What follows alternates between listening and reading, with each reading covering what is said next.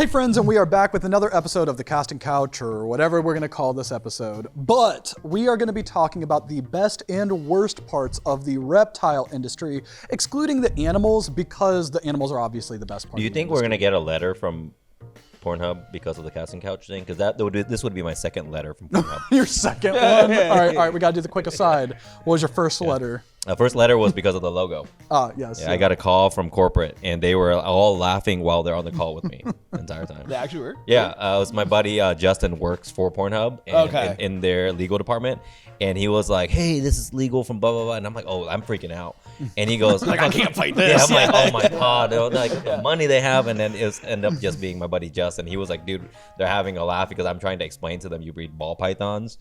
And, and I explained to them like the logo and all that, and they're like, "Oh, it's freaking hilarious." So yeah, Pornhub's super cool about that. Yeah. Oh, good. They're not like Disney. All right. So, while we know that we have some supporters for the reptile hobby here, who wants to start? Do you want to start What's on the worst part of the industry you've been part of? Okay. Yeah. So I can give you the best and worst. Yep. Okay. People and people. All right. Okay. Agree with both. Yeah. Yeah. Best. That's the best part of both. Best and worst. Okay. Why? I like working with animals. Yeah. Not so much People. all the time. But the best part of the industry is the people too. It's as much as this is like an animal-based business, it's also a people-based business. And so like my best friends are all in this industry. The opportunities it's given me, the friendships I've made, all the relationships, like the people I know all over the world because of it is. Can I have you scoot closer to Bob, by the way? You got to get. Yeah. Pretend like we like each other. Yeah. Come here, big guy. And I've met people all over the world because of it. Yeah. So that's got to be one of the best parts about it. It's just like the opportunities in the relationships that it's presented. But. Exactly. Yeah, you can take over. You know exactly what the but is. But now you have to deal with people. And when you're in the animal trade, dealing with people can sometimes be very frustrating because things happen outside of our control a lot. Yeah. And people get so frustrated because they're dumping their time, their money, their effort, dedication, whatever, into this, and sometimes it just doesn't work out. And it's easy to just blame the breeder you got the snakes from. It's easy to blame the guys that are doing well because you're not, and sometimes that's where you're getting a lot of negativity in the industry now. So it's like the guys that didn't make it are sour. Or some of the guys that even are making it are sour. I feel like some guys like, you're doing well. Why are you so mad at the industry? You're making good money. And unrealistic expectations. Right. You're like, oh, but I didn't make $1 million last year. I'm like, yeah, you made $500,000. That's pretty good. Yeah. And I know guys that do, that do this and make just decent money and they're very happy. So there's both ends of it, But like Will said, dude, the people we meet in this industry, there are some bad people. I've met some really, really shitty people in any industry. You can be in any industry for 10 years, you're going to meet shitty people. Yep. Because there are just shitty people out there. I've met animal abusers, kid abusers, all these people that have gotten arrested since the day I've joined the industry, where I meet them and then 2-3 years later they get arrested for beating up their wife or kids or animals or dogs, whatever, right? But then scam. I've been, dude, the amount of animals I've bought in my time of being in this industry that it hasn't proved out genetically, you'd think I would have quit by now. I can write up a list and you've been like, you lost $80,000 in what? And I'm like, yeah, I spent $80,000 on an animal that didn't prove out. Stuff like that. But when I explain it to, friends or family, my wife or whoever it is, of why I still do this and why I still enjoy it so much, is because of the people.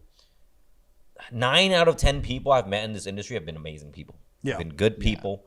I've been friends with all of them. I've been able to travel around the world, meeting through these people, through the reptile industry. I can just make a post and say, hey, I'm going to be in Vietnam, China, Japan, wherever. I did one in Puerto Rico. And then people are like, cool, I'll meet you here. I'll take you to dinner. We're going to meet up and come stay at my house. Come visit my facility. And I've been able to meet thousands of more people through this industry just by traveling and being willing to go travel and see these people, right? Me and Will are going to Japan in April just to meet some of our customers, and we're going to be able to go check out quite a few facilities and have dinner with some of these breeders. And I would never have gotten this opportunity if I just stuck with my insurance job. I'm not traveling the world meeting other insurance brokers. So it's 100% the people that are the shittiest part of this industry, and 100% it's the people that make this industry awesome. All right, I want to dive a little bit more into the worst part of specifically the people, because that's one of the things I had down on my list too. Specifically that I had down on mine was that on the worst aspect, it's fairly common, or it's not uncommon, for people to get bitter about the reptile industry. They might start off super enthusiastic, they love it, and over time it turns to bitterness, to the point where they're not just bitter for like their own decisions, but they're bitter about everything. What exactly happens when people get to that point? And what makes it so? I think they were so confident and so sure that it was going to work. And then when it doesn't, and they see someone, it's like they're watching in real time someone else live out what they want to do. And that hurts. Yeah. It's like, you know, like if you're a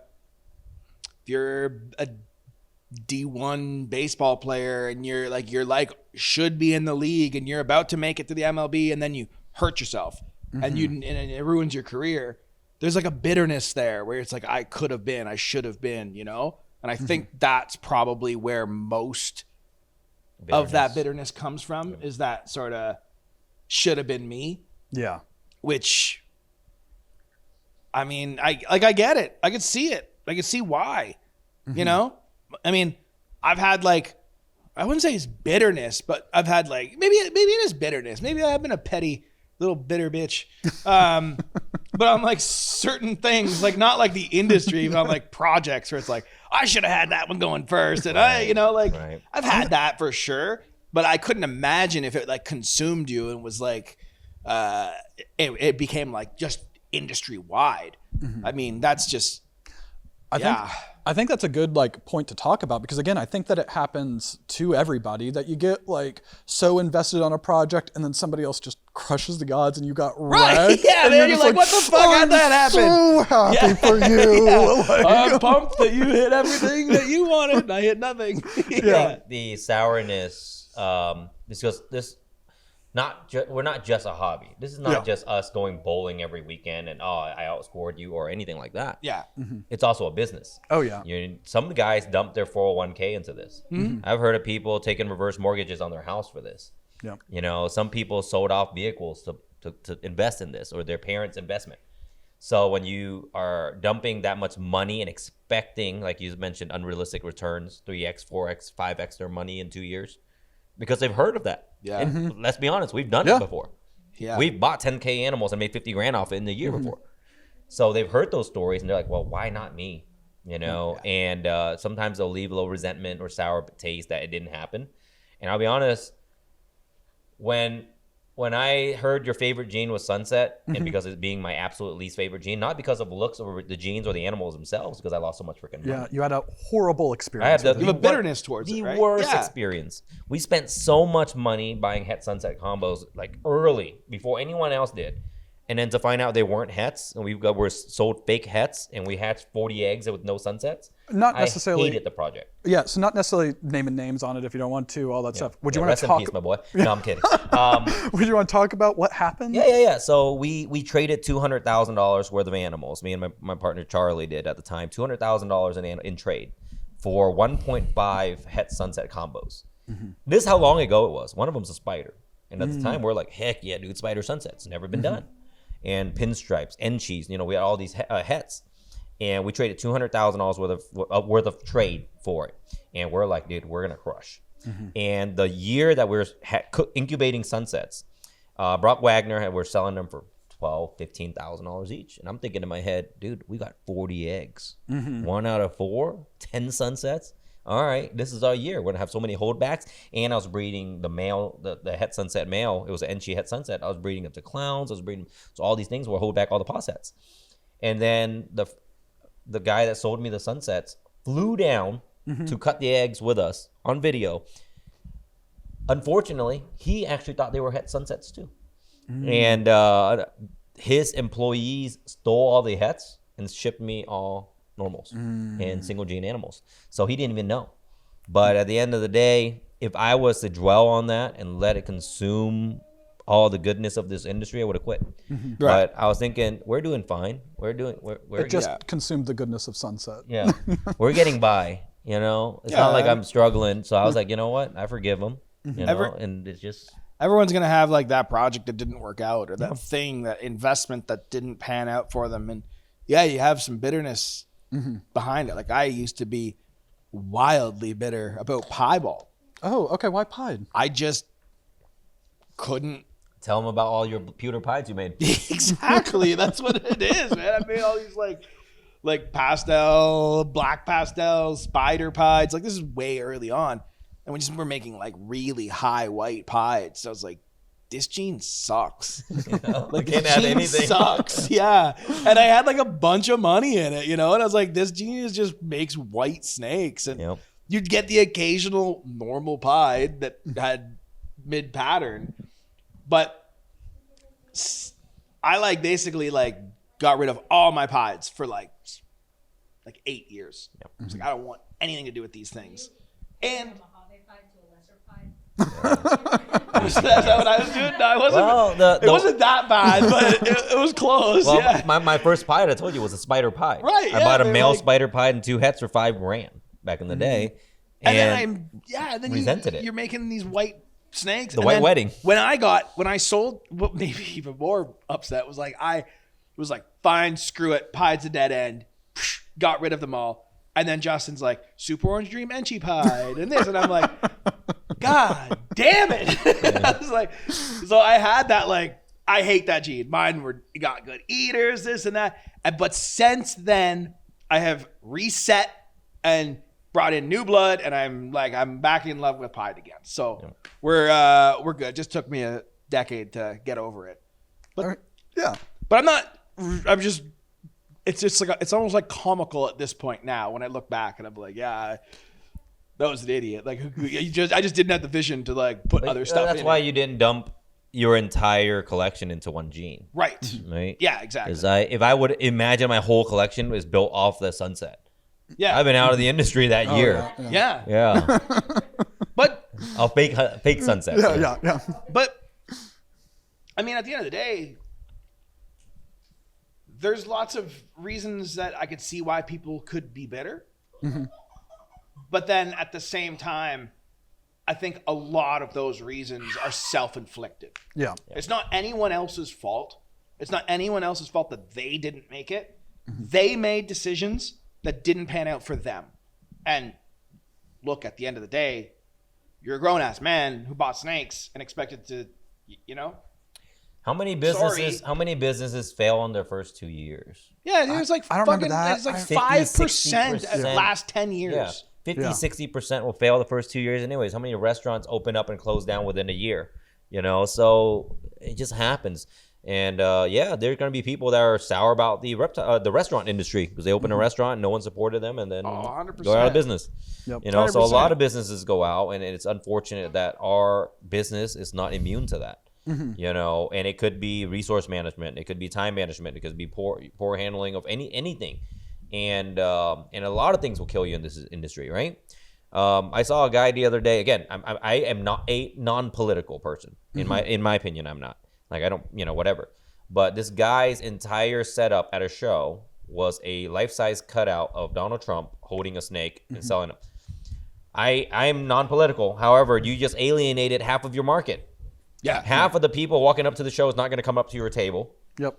So again, self-inflicted, Yes. right? Oh, yeah. Stay neutral. Maybe don't go on your business page and post about Politics. Maybe don't go on Religion. All like that religion sort and of politics, the two main things. Like I go to poker games, and those are the two main things we literally leave off the table. Yeah. Anything else goes. Sports, anything else. We can sit there and argue about LeBron James, Michael Jordan for 2 hours. Yeah. We'll never talk about politics and religion. That's really, and again, a lot of it's self-inflicted. They're like, oh, it's my personal Facebook page. Well, yeah, if your customers are on there, they see it. Yep. You know, maybe don't post on there about how much you hate this or this or this. Or, you know, hey, if whatever. you feel that strongly, go ahead, but understand there's consequences. Sure, to yeah. that, right? Yeah, that's your freedom of speech. However, there's consequences of that too. You know? Yeah. Going a little bit different direction on bitterness, so not on like a project not working out or the whole industry, but there is a, I don't even know, I want to say pattern, something I've seen multiple times with multiple different people where let's say that you get into the industry, you start doing well, you start leveling up, and the people that you kind of got in with get very bitter about you. Like Like I said, it should have been me mentality. Yeah. That's what it is. It's that that should be me blowing up. That should be me doing that. But at the same time, are those same people putting in the same work? Are they putting in the same effort? Are they putting out content? Like, Steven, let's be serious. You came into the industry, what, you're 7 years? 5 years? Yeah. Okay. Yeah. I think this is our sixth breeding season. So, six years in, we can go back and look at a lot of people that are in 6 years, and they're not even in this at all, or you're much more well known in the industry than they are. Well, I don't see them putting out content the way that you do. I don't see them going around to all the shows. How many people tell you how lucky you are? I mean, it happens. It happens. Like, Yeah, but you didn't luckily get lucky. You didn't luckily do all this Anyone work. watching this podcast doesn't see how much freaking equipment he set up here.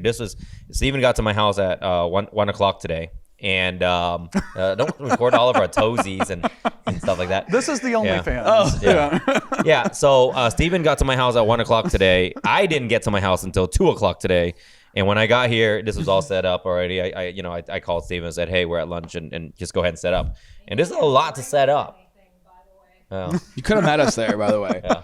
Well, this podcast thing, me, Will, Daniel have been talking about doing this podcast thing for a year. Yeah. But none of us ever like, oh, let's When do do you it. get Daniel And all here this for one? equipment. Yeah. Get Daniel to get on a podcast. I he just won't want him do to it. come on here and just rage. It'd be funny. It would be fun. It would be fun. It would be fun. But anyway, so just keep talking nice things about me. No, but I'm just saying, like the amount of effort you put in is going to reflect down the road, right? There is some luck factor, obviously, involved. When people are like, "Oh, Bob's so lucky," Bob with this and this. There is a lot of luck factor. I've been lucky. You know what? I've been lucky to have met some really good people that have kind of just dragged me along and helped me get to this point and helped me build my collection. I've been lucky that I've been able to recognize those people and be like, okay, cool, this guy's really going to help me. This is a good friend. And I've been able to like build these friendships. And, I've been lucky that I also put in more effort. At the end of the day, I was lucky. I put 40 shows in a year. It's not luck. Yeah, I was lucky that I recognized that part. I needed to do that, right? So when people say luck, yeah, That's sure. not luck. That's work ethic. Yeah, That's So- I mean, and then you like, it's like saying like it's lucky I met those people, but yes, but you put yourself in the situation to meet those people as well. Right. Yeah, it's not. and to recognize that I need And to recognize build a good opportunity relationship. is not a luck. That's a skill. Yeah. And is there luck associated? Absolutely. There is luck associated with odds. There's luck associated with sex ratios. But like everything else surrounding the business is like your decisions control. and where you've put yourself and what you're doing. Yep. Is there an element of luck in every day-to-day life? Yes, I suppose there is. I'm lucky that I didn't hit a deer driving here this morning. I'm lucky that, sure. But also at the same time, there has to be that element of like you were in control as well. I always tell people when they call me lucky and stuff like that, I hear all the time, again, poker table, cutting eggs. People tell Justin how lucky he is all the time because he never misses the odds. Well, he don't post the other 100 crappy clutches. That Justin he never misses. misses. He never misses the odds. That's he the doesn't, ongoing yeah. joke is that he never misses the odds. Well, because he don't post a clutch where it's just bombed, right? I don't post clutches where we just bombed or had a kink animal or whatever. But I always tell people, like, you have to put yourself in a position to get lucky. For sure. You have to put yourself into position to hatch that. You know how I was, Justin's able to hatch this or I'm able to hatch this? Well, because I had 8 eggs. I had 8 chances to get lucky. You have 0 eggs because you didn't raise triple het females. But you've also put in the work of growing that female up and Right. feeding her every week and cleaning her tub and doing this thing. You have Is to there put yourself luck in that that you hit those position. odds? Right. Yes. But Decision not to sell them. you wouldn't have had the opportunity to have that if you didn't have a seat at the table. Right. It's like playing poker. Unless you sat at the table, you don't can't have get the lucky. chance to get lucky. You got to give yourself Right? a chance to get lucky. Yeah, you put yourself in the position to get lucky. It's just part of the deal. And it's just like you were asking, you're like, what the bitterness of people that came up with it alongside you that are no longer around because they just didn't make it. Some of them, sure, it's outside of their control. Job change, moves, collection burned out, whatever. Their passion burned out. A lot of factor. Some of them were never as serious in the first place either. Some of the people, I feel bad. Some of these people that can't come in and they don't even like snakes. Mm-hmm. They're not even that's reptile crazy. people. Yeah, that's crazy. They're not even reptile people. They came in because they're like, well, that looked cool on YouTube. Oh, you put 2 snakes together, you get to make this. That's cool. Genetically, it's awesome. And I can see why someone would be intrigued about it. and wanting to do it. But that's only going to carry you so far. You really have to actually like snakes to really do this, you know? So, yeah, maybe it's part of the job description. I think it's pretty much Yeah. in the description. However, people didn't read the pamphlet. you Right. know? Yeah. And they're like, well, I can go in and make $1 million. I saw right. that on video. That was We the should, ad. we should do that. We should make like so you want to be a breeder booth at Tinley. Yeah. And like here's the The pamphlet. pamphlet. This is Yeah. what you're gonna be prepared for. There's a whole page that has dedicated to nothing but breeding rodents. Right. Yeah. Exactly. Yeah. Do you And like it's actually a scratch and sniff. do you like smelling like shit? Yeah. There's a dead rat on the table. Smell that. Yeah. Yeah. All right, Yeah. I do need to add on here. I know at the beginning I said that we weren't going to be talking about the animals, but I'm going to make an exception on that. Worst part of the animal side of the industry, rodents. Rodents. Oh, without question. Yeah. Rodents. Because before you got here, we were just moving rodent racks today. Yeah. Without question. Yeah. Yeah. But the problem is, rodent is like not the paywall, but it's like the wall, right? Because if there wasn't rodents involved, imagine if ball pythons ate pellets. Oh my god. We'd all be doing it. It'd be too easy at that point. We'd have factories of them. Yeah, I'd make 900 clutches Yeah. a year because I don't have to have that issue of like, oh god, I gotta do all this, and it would be the industry would go downhill so fast. Yeah. Yeah. It's as if our ball pythons would eat like a fruit paste or something. It would Pangea. Yeah, like make Pangea. life so easy. Yeah, like a Gatorade bottle, Yeah. just walk in, Yeah, just squirt them feed in. them like Yeah. this. This is perfect. They just come up and lick it. Yep. All that'd be right. So amazing. with this, on the best side, we talked a bit about people, talked about like traveling the world, making friends.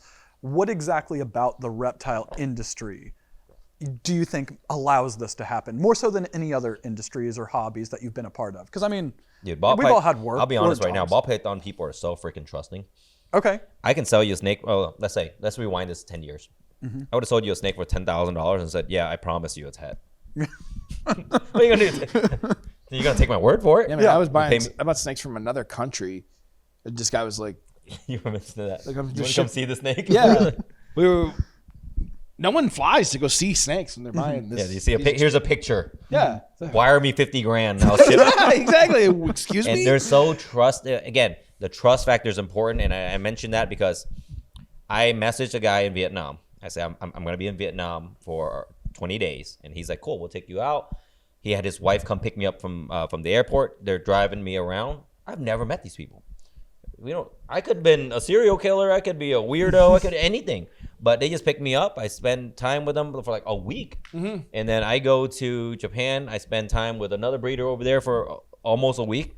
I go to Puerto Rico. They pick me up from the airport. We go to mountains and have dinner for a few days. I host people here for days and days and weeks at a time, just because we are friends on Facebook. Yeah. You know. yeah. Yeah, so the trust factor is there, and again, because other people have been so welcoming to me visiting them.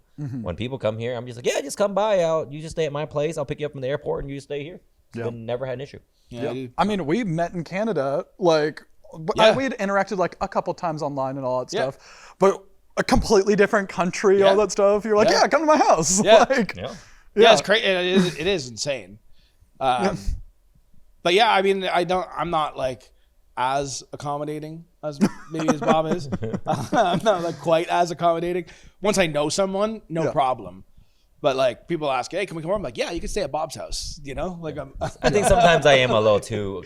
Mary's like, who is this again? And I was like, oh, it's this guy I talked to online twice. yeah. If he's gonna stay with us for a week. drop a $5 super chat, you can stay at Bob's. $10 will. He's a little bit pricier. Yeah. Yeah. Like Andy, you're like Andy was like, oh, I don't know if I want to. He's like trying to get a hotel and then try to travel back and forth. And I was like, why doesn't Andy just stay with me? And you're like, is that? I'm like, yeah, it's fine. Yeah. He's From Germany. He's from Germany. I've talked to him twice on the internet. We're basically friends. And I was like, yeah. So I was like, hey, yeah, just tell Andy to stay at a house and stay at my house. You know, but maybe sometimes I need to start screening. Not because of you, Andy. You're not the reason I'm screening people. But no, yeah. I mean, the people's the best part. It's the best part of the whole industry. There's very few. Very, I've had honestly in almost 20 years now. Almost 20 years. I've had so little negative, like real negative interactions with people that it's like insignificant, honestly, compared to the good ones. 20 years in the industry, and I have beef with.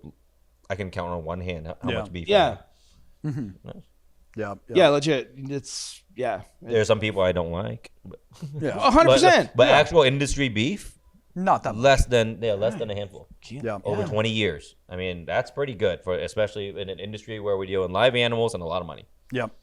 Honestly, I think that that's another aspect that some people look at it as one of the worst parts is the money, some of the best parts of the money. Like my perspective on it is I do think that the financial side of the ball python hobby is, in our experience, one of the best parts, like objectively. It draws like a lot of people in. And Absolutely does. I mean, before like ball pythons, I was a degenerate options gambler. Like I was not investing. I was like doing short-term expiry options and all that stuff. And the ball pythons, honestly, actually, it scratched the same itch of like the gambling aspect of that. But honestly, the money is way better. Like at least in our it's good experience money. on it. Like Do you think without the money, as many people would get in this industry? Well, I could tell you that for so many industries, people. True. It's like, okay, like what we do is collect, right? Yeah. We collect and reproduce and create new, which is one of the most awesome things. But we call them reptile collections. Yeah. Right? Everyone has a collection of and whether that's ball pythons or not. And in collections, people want rare. Yeah. Right? The Pokemon card thing. Yep. If every single Pokemon card tomorrow was worth 10 cents, no one would care. Right. Yeah. The thing that makes a first edition Charizard so amazing is that it's rare and that it's expensive. Yeah. That is part of the same thing with like collectible Jordans. If every single pair of Jordans tomorrow was $15, nobody would care. They're just a pair of yellow shoes. Yeah. Who gives a shit? Right. It's that there's a limited supply, that there's that is part of what collectors are after. Old cars, car collections. You want rare and numbers matching, mint condition. There's that. Those criteria are what set up value. Yeah. And same thing with snakes. Certain species, they're very, very hard to find in captivity. Captive bred ones, certain examples of them. You know, with ball pythons, it's some genetics, certain genetic combinations. They're these specific genetic combinations, but in a male. You know, that is what creates that value, and you can make new combos and continue progression. So for all those people that say money is what's ruining it, I would say that you don't really have much of a reptile industry without some money behind it. Oh, 100%. Broke people like to say that stuff. Yeah. I mean, it's true. You're not wrong. I mean, No, it's but true. the money brought a lot of people in. For sure The it did. passion keeps people in. Yes. Yes. Right? But the money factor is what brings the investors in. Yeah. Yeah. These guys that come in and drop big money. And without that, to keep this thing flowing, right? Because I'll be honest, even if ball pythons weren't making me any money, I would still have them. Same. Because I Same. bred them for Yep. almost 10 years of not making any money before I actually, I can actually make money. I've with been this. for And then I 20 went years and full-time. made no money. Yeah. Like the first, Yeah. let me say, I met Mary in 13. So 5 years of making absolutely $0. And then from 2013 to 2016, I made like some money because she was like, you have to start selling snakes. And then in 2016, I was like, oh shoot, I made 100 grand this year. So I went full time. But before that, we made not any significant amount of money. I still kept hundreds of animals because I was like, these are super cool. And when people come over, I'm be like, did you know if I can breed this one and this one and this can make one of this? these. Yep. And they're like, what? 2 brown snakes make a white snake? I'm like, yeah, that's how it works. And that's you know. So it's like that was already cool for me. But then the money obviously it helps a lot. It right? amplifies things for you. Yeah. What's for the best sure. part of the industry? Buying Corvettes. No. Right. No, but it's like that brings in new investors and new eyes.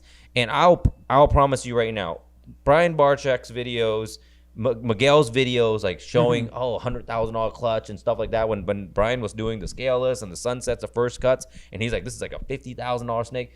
That brought in so many new people into our industry that pumped in money, helped the industry get moving forward. Yeah. And it still brings in new people now. I remember when Miguel posted a video, I think he said like $250,000 clutch or something like that, one of those videos. In the video, it's misleading because in the video, he says this could have been if I would have hit the right odds. Yeah. Yeah. Right? It could have been $200,000 clutch, but he didn't. But that video alone, I had so many freaking people message me, hey, do you have the ingredients for this? You have this, this. Right. And I was like, yeah, I do. Like, Well, it's thanks, like- Miguel. It's like a lot of things. Like, let's say, like, for example, let's say somebody likes car racing. Right? Yeah. Most people that race cars do it for the love of that. Yeah. And it's In fact, they don't make any money doing it all. They just spend They money lose doing money, it. yeah. They spend money to do it. A lot of people in this industry lose money doing this just to keep cool animals. And it's just, that is a hobby that they love to do. Yeah. That's okay. Completely okay. Yeah. Love that about this industry. But then there's also certain race car drivers that make gajillions of dollars. Yeah. Doesn't mean that they're not doing what they love to do. They still love it. Just because there's money in something doesn't mean you don't love doing it. Right? Yeah. You didn't start playing basketball because you were like, I'm going to be in the NBA tomorrow. Yeah. You just liked playing the sport. Yep. And you like doing what you do.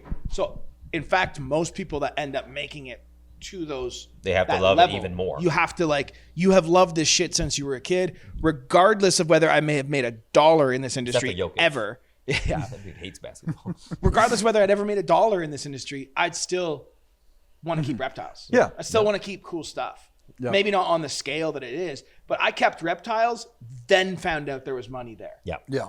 Not That's the the other way conversation of around. like, if you won the lottery, would you still breed snakes? Oh yeah. Oh, Of course, 100%. I'd breed even more snakes. Yeah. I would breed way less ball pythons. I breed way less rats too. Yeah. I'm not breeding any rats. Yeah. But I'll tell you right now, if I won the lottery, oh my God, that room's gonna look totally different. Oh yeah. Obviously, I still breed ball pythons. I wouldn't have racks and racks and racks of ball pythons. Yeah. Now I would have bolins. Justin I'd have once a some of month. this. Yeah. Be like, yeah, what's the Yeah, coolest shit what's the best this thing you month? got, Justin? Yeah, I'll take it. I have bolins. I'd have king rats. I'd have all the species I've always wanted Yep. that don't have the room or Yep. whatever reason I don't have them because Warm rooms, cold responsibility. rooms, different. Yeah, the responsibility of keeping a cold room just so I can have earless monitors. Yeah. Having to have a Aronias, all room that just so I can stuff. have dragon snakes. Yeah, that's difficult. But if I wanted the lottery, dude, I'd have so many reptiles. It wouldn't make no sense. Turn the And- whole house into reptiles. and I know collections like that. Yeah. I know some really, really rich folks that the White Howard lives down the street. His boa room is Incredible. pretty right? incredible. Yeah. And again, but and that guy really does it for the love of the game because Of course. He doesn't he need don't make the any money money from it. Yeah. Right, dude signed a $70 million contract and breeds boas. Huh? Dwight Howard. The White Howard, Orlando Magic Center. Yeah. Three-time defensive player of the year, 2020 golfer. champion. Yeah, just throwing it out there. Yeah.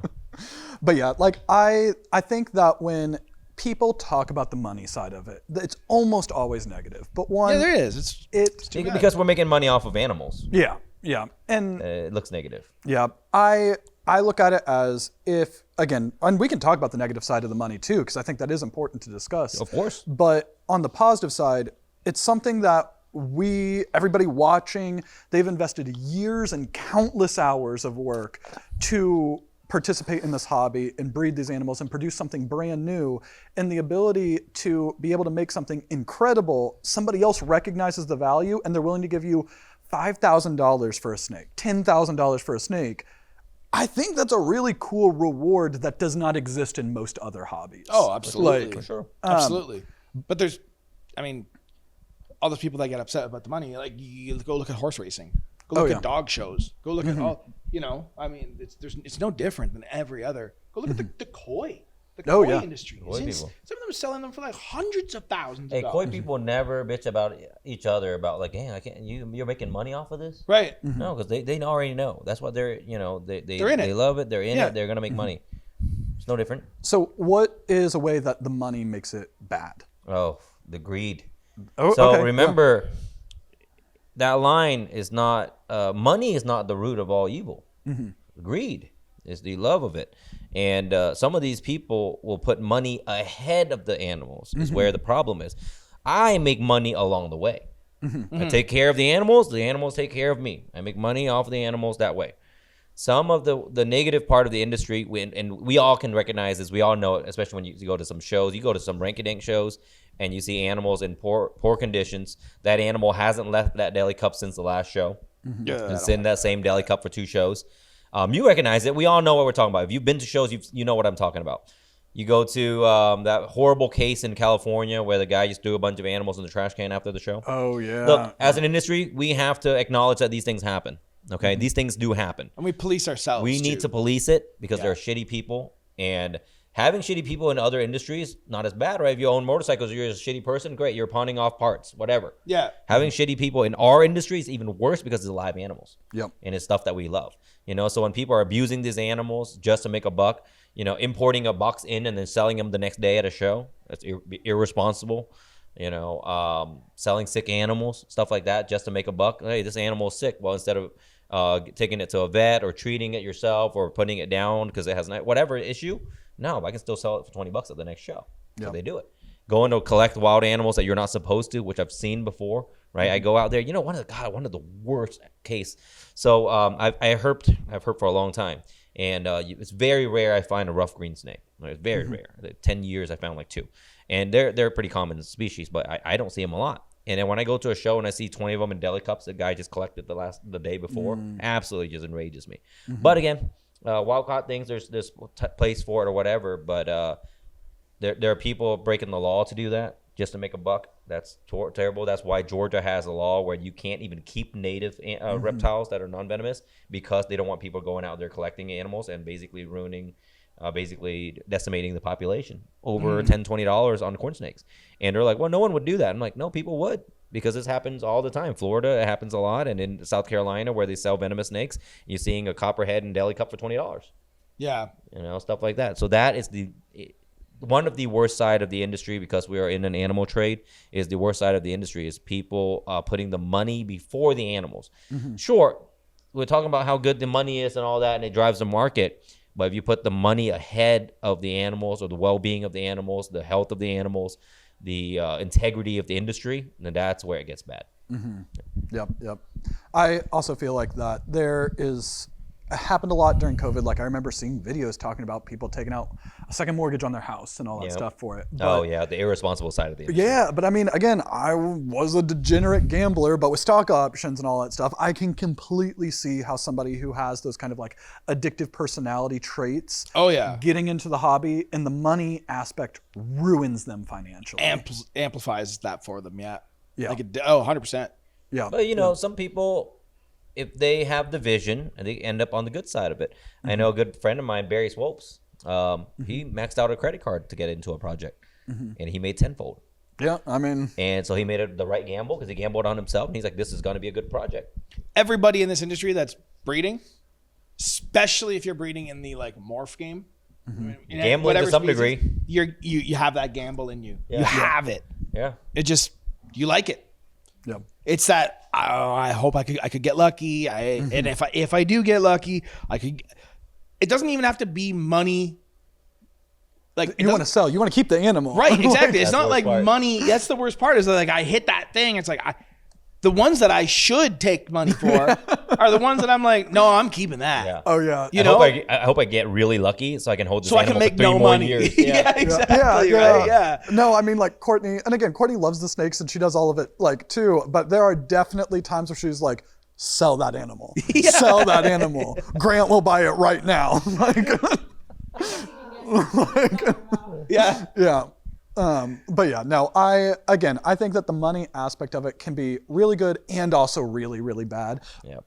Any other ones you guys want to add for best and worst aspect of the hobby? Or do we want to go ahead and end it because we're almost at 40 minutes right now? Yeah, because we got rodents, money, people. Yep. Rodents, money, Pretty people. much. It's just money, people, man. It's just money and people. No, rodents, money, and people. It really covers all the shittiest part of our industry. That's the podcast name. There we go. Rodents, money, and people. Bitches, I like money, it. and I people. like it. All right. Sounds good. So, I mean, if you want to talk about bitches, no, I'm kidding. I mean, I've seen some marriages ruined by this industry before. okay. That's on a different episode. No. Yeah, we'll do that. We'll do a romance in the reptile industry the episode. All right. So, Yeah, no. Do that one. Obviously, I've seen marriages ruined by the industry, and I've been there for weddings inside this industry. I just went to a wedding the other day. Yeah. And then Chris and Adeline. I was at their wedding in Tinley. They got married at Tinley at the auction. Yeah. So I've seen romances spark, and I've seen romances. I didn't know them at that point. Yeah, they got married I that was like, year. who are yeah. these crackheads getting married out of Tinder? Yeah, who the hell gets And then married? next thing you know, they're like sleeping at my house. I was like, oh, what's up? Yeah, we were there and I thought it was our first Tinley because it was like a March Tinley, was it? it was like, yeah, it was like COVID too. Yeah, and I was like, Who does this, right? Yeah. Yeah, But that's so them. Like they're met, great people. They met Great at people, Tinley, so they got married at the auction, and it was fitting for them. But anyone else would have done it, I would have been like, get off the stage. Yeah. But yeah. All right, so with that, we're going to go ahead and cut this episode short or long because it's literally 40 minutes right now. But hit the subscribe button, hit the like button, leave a comment, and we will see you next week.